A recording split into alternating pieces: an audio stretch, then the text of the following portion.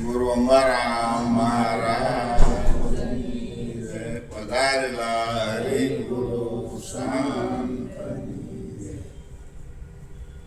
બધા ભક્તિ ભક્તિ કરે પણ મને તો એ સમજાતું જ નથી ભક્તિ શું કહેવાય.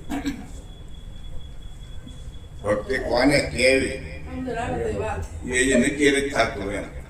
35 વર્ષ થઈ ગયા કારણ કે 35 વર્ષ થયા તો એ સમજણમાં નથી આવતું, નક્કી નથી થતું આ ભક્તિ કોને કેવી. કારણ કે બધાના મત જુદા જુદા, પણ આ મત મતાંતરમાં જ આપણે મૂળ ફસાણા છીએ. બધા પોતપોતાની રીતે મત ઉભો કરે. હવે આગળ આ વાણીમાં કીધું ભક્તિના ભેદ છે દાદા. ગુરુજી મારા રવિરાજી મારા ભક્તિના ભેદ છે દાદા. સાર નહીં, એમાં શાર લખેલું છે.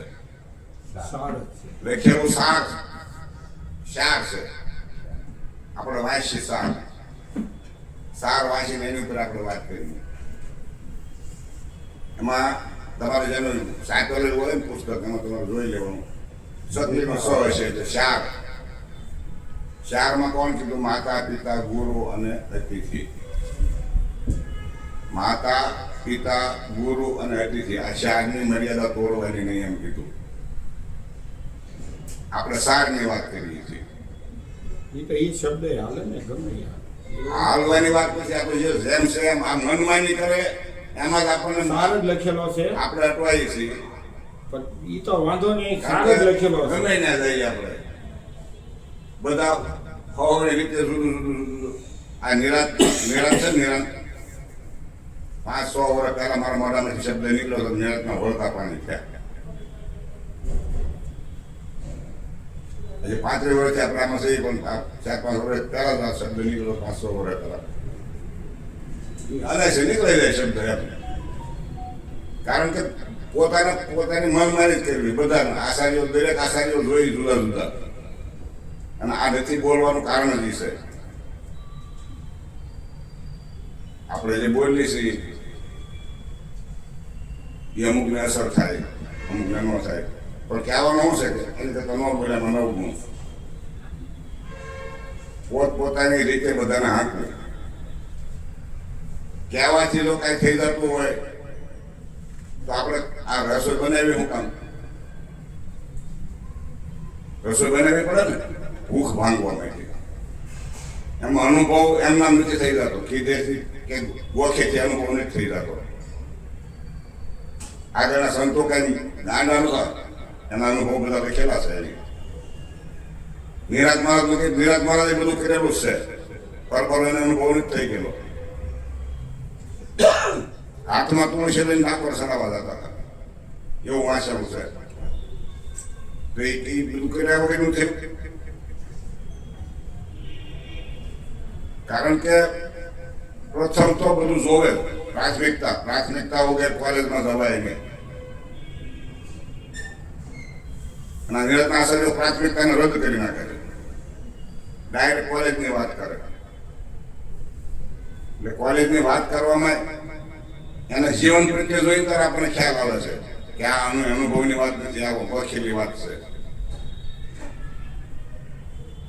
ગમે એવી વ્યક્તિ હોય, આપણો વાલો હોય, મિત્ર હોય, પણ જ્યારે એની સંગત આપણે થોડી કઈ બહાર જઈએ ત્યારે ખબર પડે કેમ છે એમ. એમનામ આપણને ખ્યાલ આવતો નથી. પાણી નથી થતું. પાણી 1 કલાક બોલું કઈ નહીં બોલું. એટલે કહેવાનું શું છે કે અનુભવ વગરનું બધું નકામું છે. આપણને આ કથાકારો છે, કથા કરે છે, મોટા મોટા કથાકારો છે, તો એની એક પ્રેક્ટિસ છે. એ કલાકાર જ માનું હું કહે. આ ભજન ગાવાવાળા છે કલાકાર, તો એ હું વાણીમાં શબ્દોમાં હું કહે એને ખબર છે. પૂછી જોઈએ કલાકાર કોઈ હોય એને. મેં તો પૂછેલું છે. કલાકારને પૂછી લેવાનું કે શું કહેવા માંગે છે. તો એ ખબર નથી એને ગાવાની ખબર છે. એમ મને કે તમને આપણે આ વાત કરવાની પ્રેક્ટિસ આવડી ગઈ એટલે આપણે સંત થઈ ગયા. એટલે જે કરવું પડતું હોય એ બધું કરવું જ પડે અને અનુભવ કર્યા વગરનો મેળ આવે એવું નથી. ગમે એ વાત કરે કે ગોઠી લેવાથી કાંઈ થાય એમ નથી. ગોળ ગોળ કરે ગળું મોડું થાય એમ નથી, પણ કાંગડી મોઢા મૂકી હોય તો ગળું મોડું થાય ને એમ. ગમે એ વિધિવત એનો અનુભવ આપણે કરવો જ પડે અને સંતોએ બધા ગ્રંથોમાં લખેલું છે પોતપોતાના અનુભવ તે પ્રમાણે આપણે એનું વર્તન કરવું પડે. બસ એટલું કંઈ મારી વાણી વિરામ. બોલો સદગુરુ મહારાજ.